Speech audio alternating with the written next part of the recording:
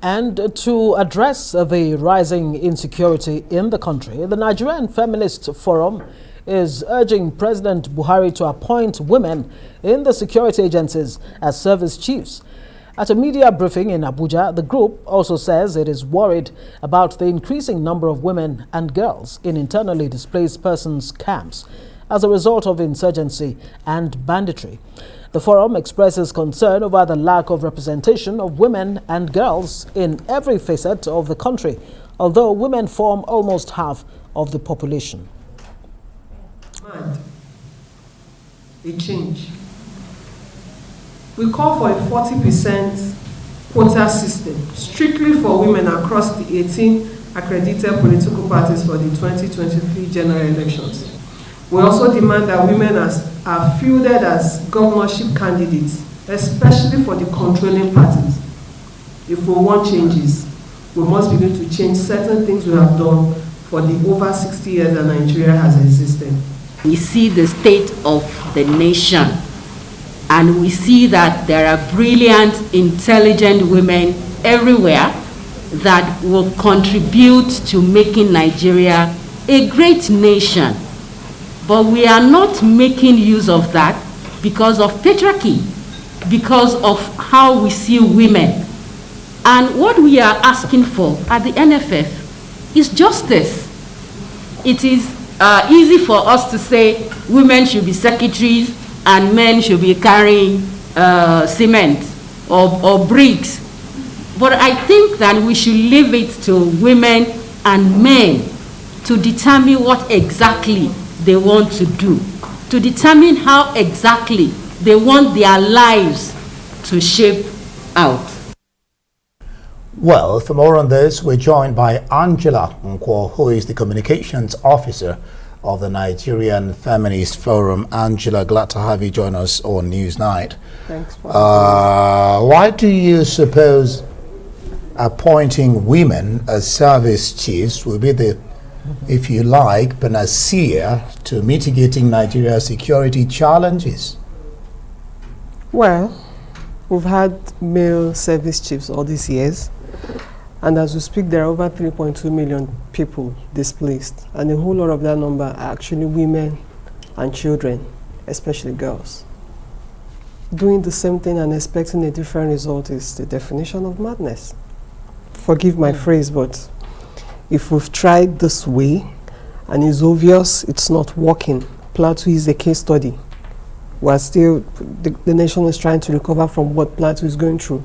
So if we've done something over and over, maybe we should just give us a chance. And please understand there are eminently qualified women in the security agencies. No doubt about that. But some would say that really must be a tall order, because women participation in politics is not, it's a hurdle in itself that needs to be scaled.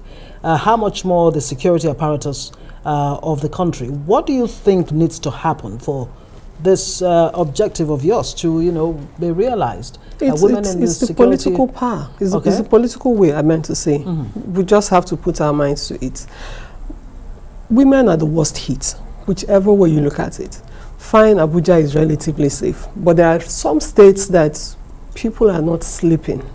You cannot take certain risks. You cannot go out. You can't make plans for the next hour, let alone the next day. And we are saying we are tired of sending relief materials. We're tired of making cases.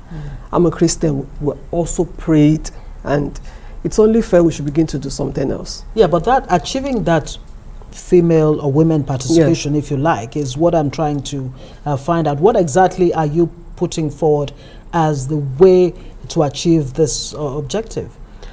To get women not only in, participatory democracy, in the political process, in the military, and other security forces like we're galvanizing our members. That political parties are also beginning to reach out to market women, meaning that they know that some organizations have actually gone the extra mile. So we're beginning to push the frontiers. We're going everywhere. We're trying to make sure that a whole lot of women register. We're trying to bring out more women to seek elective positions. And hopefully we're going to get a quota system. Because we cannot always compete favorably with the guys. While ND can conveniently come out for meetings by 1 a.m., it's obvious I cannot. Women can't. You have got to cook for the man in the house. And I don't think if I'm your wife and I tell you that I have to be somewhere by 1 a.m. Exactly. That's so what I'm saying. If we bring in more women, what it automatically means is that there will be more spaces for women. For instance, if you go to, when we do sporting tournaments. Angela, let me stop you a little bit there, sorry. You know, power is not giving a la carte. That's how they say it. But that's not even where I'm going to. What do you make of religious leaders and other leaders as well, I must add, who seem to add fuel to fire through their rhetorics? Because that also seems to be causing a lot of harm. How can we, or how should we be handling that? Well, I'm a Christian. I believe one should stick to what the gospel says. And for a Muslim, that should be same. But unfortunately, some male clerics want to speak for women. And that's where we have an issue. A whole lot of people don't actually have a good understanding of, a whole lot of people think if a woman is annoyed, it's feminism. Or better still, if a woman speaks from the point of pain, perhaps she's been abused, she's been assaulted, she lives in a violent environment. It is obvious such a woman would definitely be slightly tensed. And so we use those parameters to judge everyone, which is not fair. Okay, let's talk about this bill to amend the 1999 Constitution to actually create new legislative seats reserved for women. It has passed second reading, at least as at April of this year. It's seeking that minimum of 37 women would be in the Senate and a minimum of 74 in the reps of course, that's made up of 360. Yes. Senate is made up of 109. Is that a good place to start? Yes. Okay. Yes, it is. Great. It is. What are your expectations? And you know, there's this general perception that women don't even support each other anyway. No, we do. What do you make of that? We do support ourselves.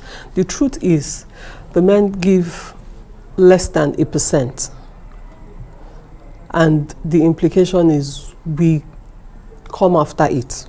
All of us, we chase it. If they give us much more, we actually won't fight ourselves. We won't. All right, Angelo Nkwo, the communications officer of the Nigerian Feminist Forum. We can only wish you the best. Thank you so much. Thank you very much. Thank you for having me.